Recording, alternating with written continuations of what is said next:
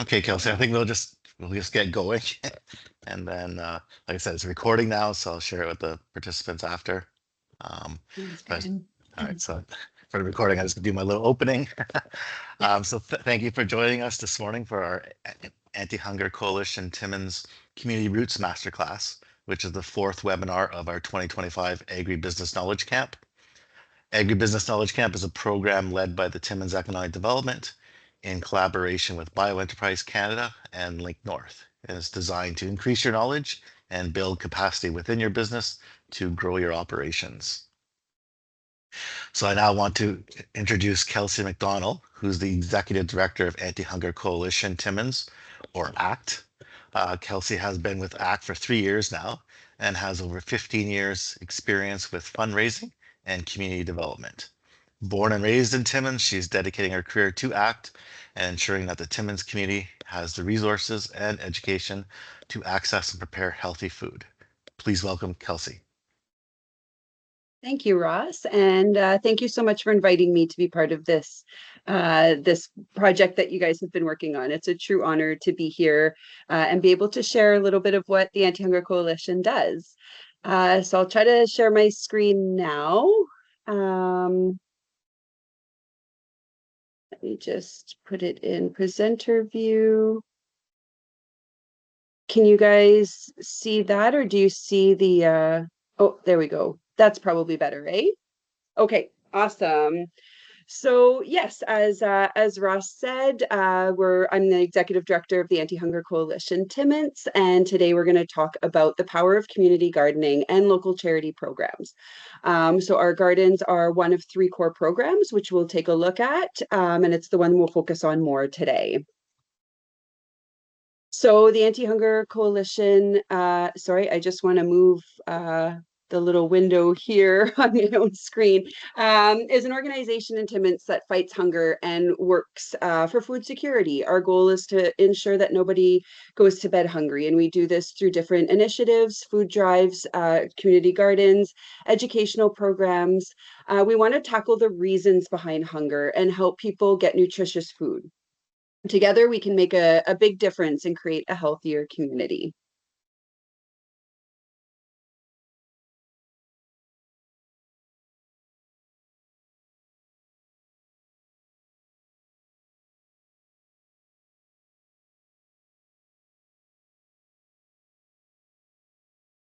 You're on mute, Kelsey.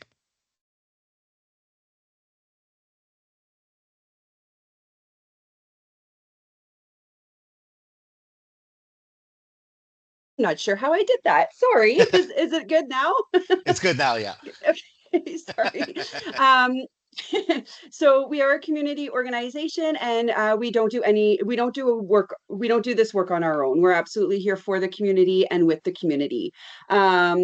What a big reason behind that is we want to, when you work with other agencies, you can have twice as many people that you reach with half the amount of work. So we really engage with our community in that way. Oh, see, oh, my space bar is muting. Okay, sorry. When I hit the space bar, it's not switching the PowerPoint presentation, it's muting me. Okay, we're getting a hold of this technology here. So we do this through our three core programs. So we have our Good Food program, which is we have monthly good food boxes and weekly markets, which offer about a 20 to 30% discount on the produce that you receive in these boxes. So the good food boxes in particular really help to support the local farmers as well when and if possible, when and where possible. But to date, we've been able to support La Maison Verte, a greenhouse in Hearst, Ontario, Graham Acres, Borealis Fresh Farms, Black River Country Gardens, and most recently, we actually partnered up with Grey Wolf Gardens, and they planned an entire year's worth of growth and produce that they're going to be putting into our Good Food box. So through that partnership, they're actually growing more food, which is helping their business sustain. And then we're purchasing that food to put it in our Good Food box. Our collective cooking program is a series of workshop skills, resources, and education. To date, it's been a little bit of a slower program, but with a new commercial teaching kitchen that is officially opening, we're able to expand this a lot more significantly. So stay tuned. And then our community gardens. So our community gardens, we have two different locations and a total of 123 plots. They help intergenerational teaching, self-sufficiency, sovereignty, community gathering, and workshops. So our two garden locations are there's one in by the boat launch here in Timmins. There's a dog park near the boat launch, and there's our community gardens is right there on Bannerman Street. There's 86 plots in that garden location, and our second location is just behind Northern College with 37 plots at that location. Through our community gardens, every year we host a meet and greet. So in May, we do a meet and greet for all registered gardeners to come together and meet each other. We try to really engage as the community gardens being a community. So we try to offer opportunities where people can meet each other. We do a spring cleaning of the gardens. We usually host a planting party. So if you join the gardens and you're not quite sure how to garden, we try to develop different workshops to help to help um, teach you and gain that sense of community. And in June, we do a take-home garden kit, which is these little kits that anyone can register for. We do bed repairs, and at the end of the summer, we wrap everything up with a community barbecue, so we can, and that's where these pictures were taken from our community barbecue. So you could see the tents all popped up there, and we try to just celebrate the season. So usually that happens at the end of August. September, we do a Harvest Moon event, which is really helps to bring the community back together. It's usually at the end of September, and we try to encourage gardeners to come and bring, it's a potluck silent auction. So we encourage gardeners to bring something that they've grown in the garden and cook with those ingredients. And then we do a winterizing the gardens event every fall. So when you're renting, if you're joining our community gardens, you're not just renting a plot, you're joining an entire community. Oh, I'm not going to use the space bar because that's muting me. There we go. So today, we're going to talk a little bit about the social benefits, the health and well-being, economic and educational impact, and the charity and social impact that community gardens can have. And then a little rundown on how you'd be able to start a community gardening initiative if that's something that you were interested in. So community gardens do more than just grow food. They cultivate relationships, strengthen neighborhoods, and provide spaces for people to connect, learn, and support one another. And here's how they contribute to social well-being. Community gardens bring people together from all walks of life, creating a shared space where they can work together towards a common goal. These interactions foster friendships, trust, and a greater sense of belonging. When neighbors get to know each other through gardening, it strengthens community ties and makes the neighborhoods feel more connected. And that's a picture from our Harvest Moon event last year. They can also help with reducing social isolation. So loneliness is a growing concern, particularly in rural northern communities, among seniors, individuals with disabilities, and those marginalized in marginalized communities. Community gardens provide an inclusive and welcoming environment where people can engage in meaningful activities and form supportive social networks. Regular meetups, gardening days, and group projects help people feel less isolated and more engaged with their community.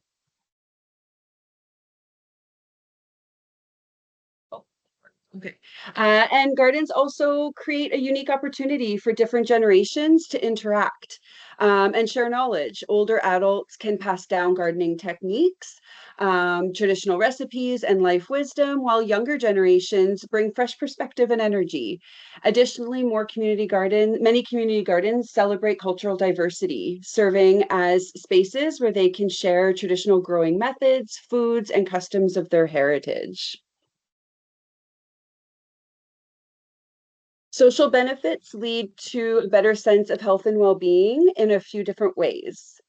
So if we look at mental health, spending time in green spaces has been shown to lower cortisol levels, the stress hormone, and promote a sense of calm. Gardening engages the senses, offering grounding activities that help people disconnect from daily worries and reconnect with nature.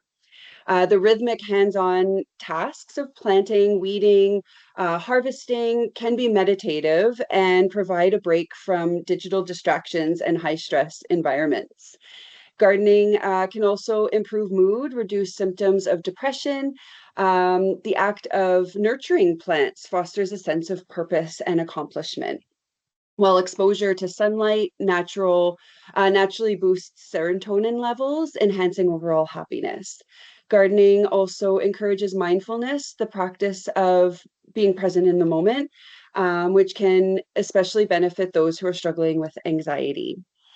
Community gardens also provide a welcoming space where people can build friendships, share experiences, feel a sense of belonging.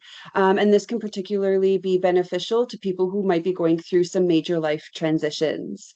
The support network formed in these gardens often extends beyond the garden and empowerment. And a sense of accomplishment is particularly valuable for individuals recovering from possibly trauma, coping with loss, or dealing with different mental health challenges. It reinforces resilience and the idea that positive change is possible, both in the garden and in life.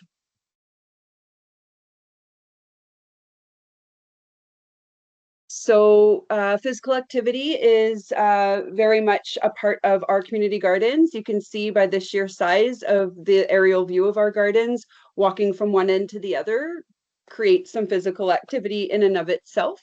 But community gardens also provides a natural and enjoyable way to stay physically active, promoting overall health and well-being.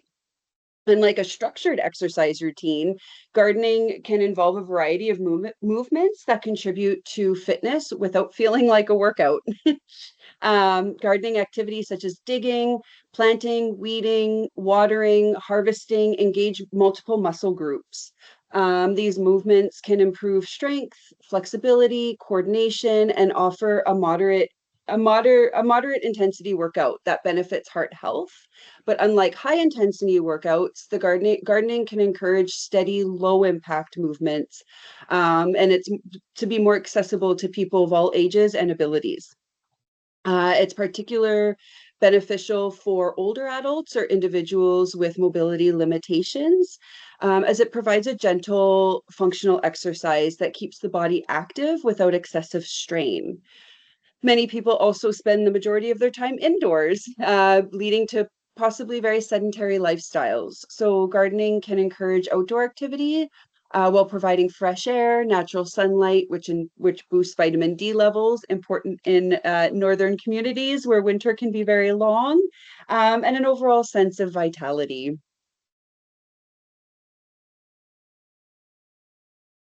And it also increases our access to fresh food. Community gardens improve food security by providing direct access to fresh, nutritious produce. So, by growing your own fruits and vegetables and herbs locally, participants reduce their reliance on expensive grocery stores and processed foods. It's very vital in food deserts where access to fresh food is limited. So, gardening can also promote healthier eating habits and empower people with the knowledge of food production and foster a sense of self-sufficiency within the community.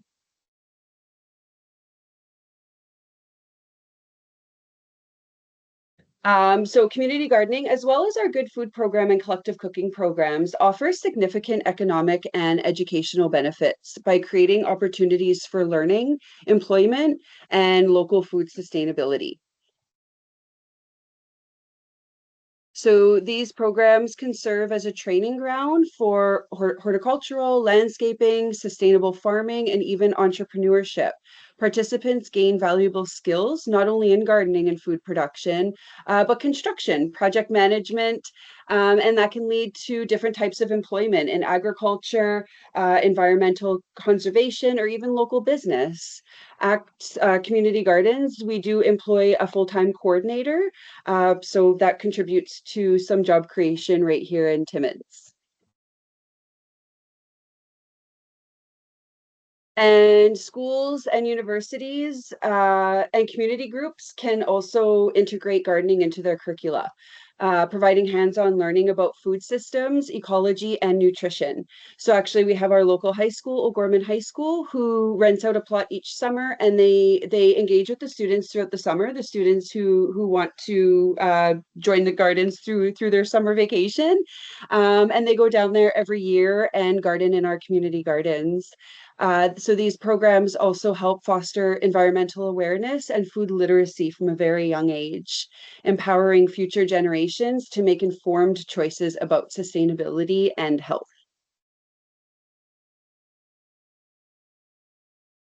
Community gardens can also stimulate the local economy by reducing reliance on expensive grocery stores, which we've kind of talked about a little bit, and supporting small scale food initiatives. We'll get into that a little bit later too. Some gardens evolve into farmers markets.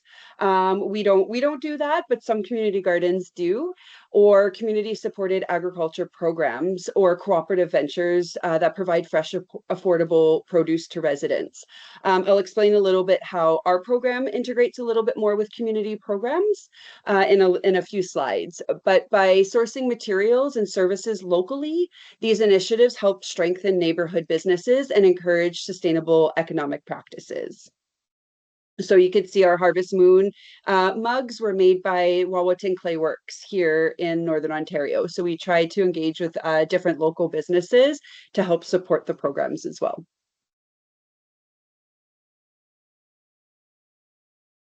So community gardens and grassroots charities initiatives altogether can offer significant economic and educational benefits by creating opportunities for learning, employment, and local food growing. So this is where we don't go into the farmers markets, but we do encourage gardeners to donate any excess that they have in their gardens.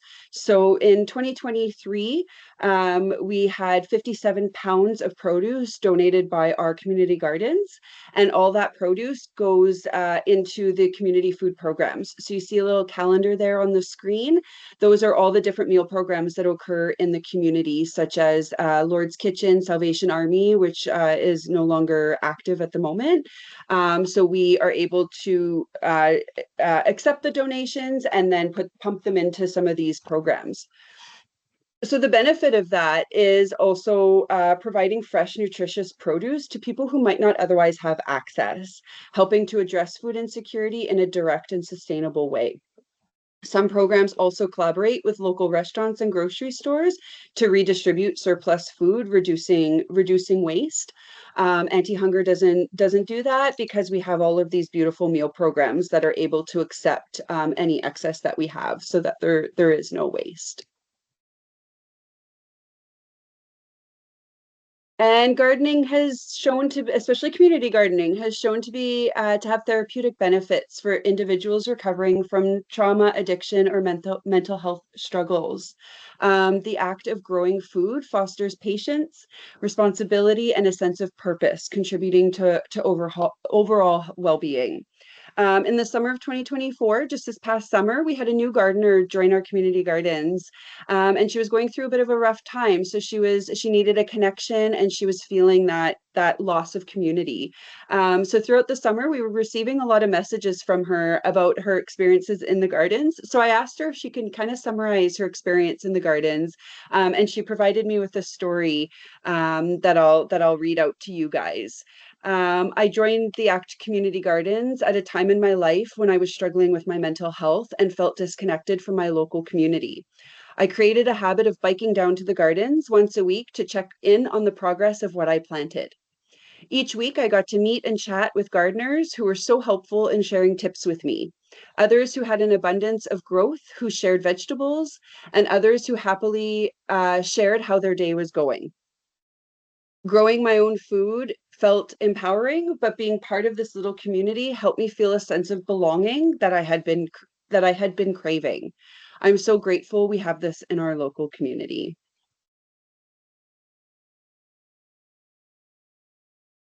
So also a strong local food system can make neighborhoods more self-sufficient, especially in times of crisis. So community gardens can enhance food security, provide disaster relief support, and create gathering spaces where people can collaborate on solutions to local challenges. Whether responding to economic hardship, climate-related disruptions, or social inequities, these initiatives empower communities to take control of their own resources and build long-term resilience.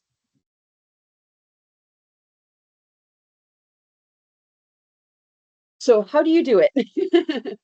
Community gardens and grassroots charity initiatives take a lot of planning, a lot of interconnected moving parts, but it is doable.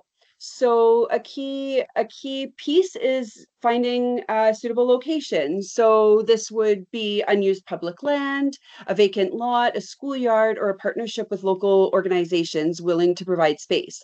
Our Bannerman location was donated to us by the city of Timmins, and all the infrastructure and everything we needed to get it going was donated by Kid Metzite, the Kid Mine, which is why it's our kid community gardens.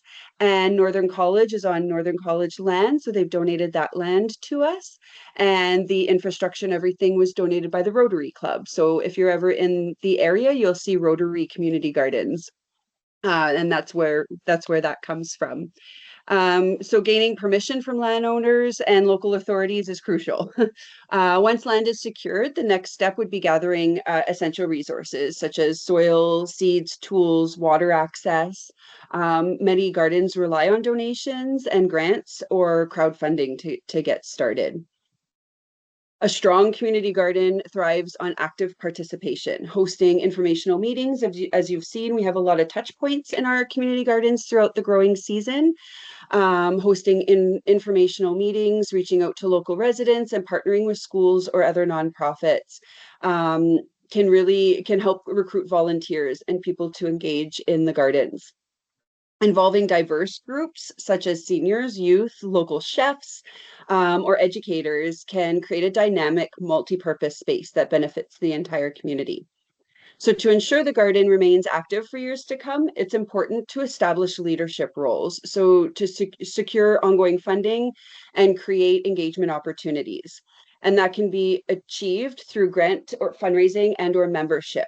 So our community gardens operates on a membership model where participants contribute financially. It's $20 a year and through volunteer hours. So our community gardens are run by our community gardeners. The coordinator helps to coordinate everybody, but really the gardeners rely on each other as well. However, others run community supported agriculture programs where members receive a share of the harvest. Other offering workshops, school programs, or open community days like our community barbecue helps keep the initiative relevant and engaging while fostering new leadership. A well-organized and inclusive approach will ensure that the gardens not only survives, but continues to serve a vital community hub for years to come.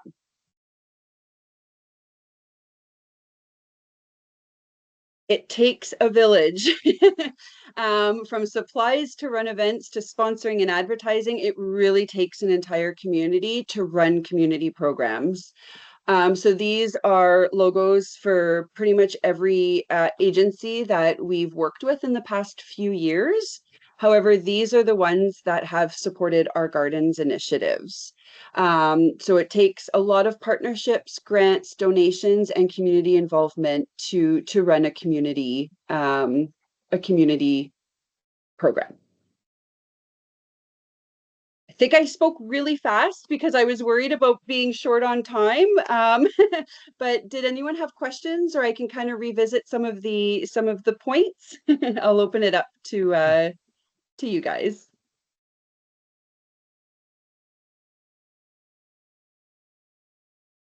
Yeah, if you have any questions, I know there's only two participants here right now, but Yeah, if I know. you can Sorry. unmute or type it in the chat. But thank you, Kelsey, for a very informative presentation.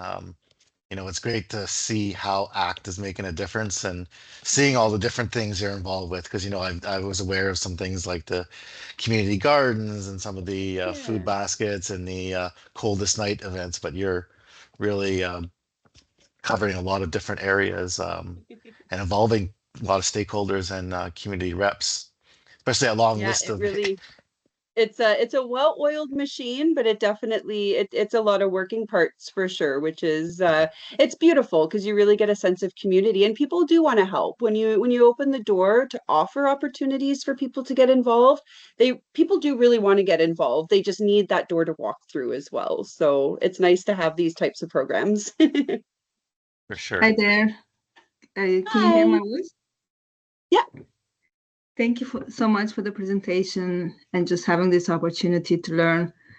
I just have a few questions to ask. Sure. I'm wondering about the initiative, like in the beginning when you started the community gardens, how challenging or what was your key message to the stakeholders and how you involved them? Like, how did you get the engagement? Absolutely. So I've been with the Anti-Hunger for 3 years. So I wasn't involved at the like the very beginning inception of the gardens. However, I do believe they started with a partnership with the TDC, if I'm not mistaken. And it was meant to be more of a community run. So it wasn't meant to fall under the umbrella of one agency. It was meant to be more of a committee sort of run initiative. And Mhm. then over the years, and when I came in, it was an anti-hunger program. Like it became part of our umbrella. But I think it was just easier for one agency to kind of take over as the umbrella agency to be able to connect a little bit more in the community. But it did Mhm. start out as more of a committee based project. Yeah, I think Community community being gardens has been about 10 years now, I think, and the TDC It's did been a start it, long time. Yeah, it's and been like 10 years since the anti-hunger took it yeah, over. yeah. And the committee was, but it involved the community members themselves, or Yeah, they it were. was. So I'm not sure how it was before, how many agencies. Like I believe it was like Northern College, the City of Timmins, TDC, Anti-Hunger. Like I think they all sat around the table.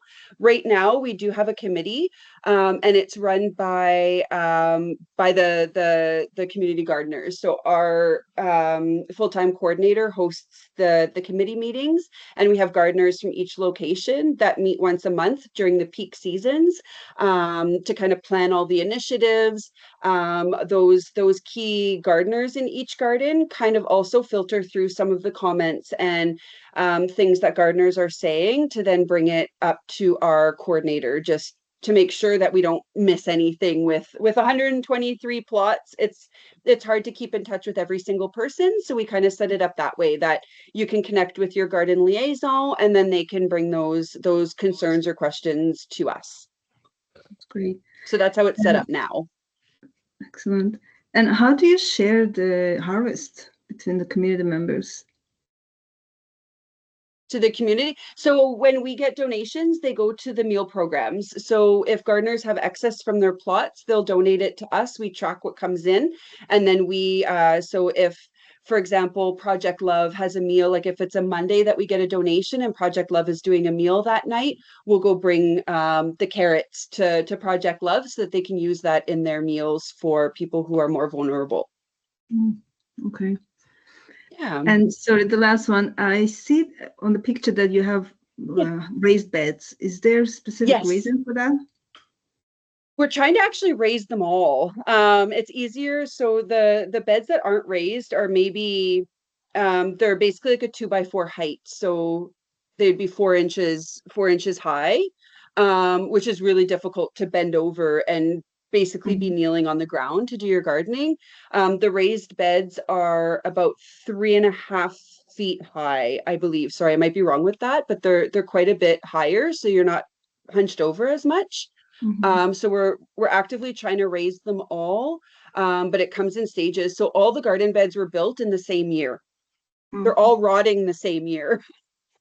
So we can't quite keep up with renewing Yeah. every single garden bed. But last year, I believe we redid about 15 beds. It takes 2 hours to dig out the frame of the Right. plot and rebuild it. So Mhm. we're working every year at rebuilding them, and when we rebuild them, we're raising them all up. So we're trying to have them all raised. Okay. Great. Yeah. Thank you so much. No, Appreciate it. no problem. Thank you for the questions. And it's quite incredible how ACT's been able to grow the community gardens in particular. Because I've been here for a while, and I think when it first was handed over ACT, you might have had like 25 or 30 gardens, and now having over 100 is pretty amazing. Yeah, that's a great question. And we actually, so when I came in, the garden coordinator position was part-time. So it was only 15 hours a week. We actually saw a lot of struggles with that because it was hard to remain in communication with a lot of the gardeners and still be able to put on the initiatives.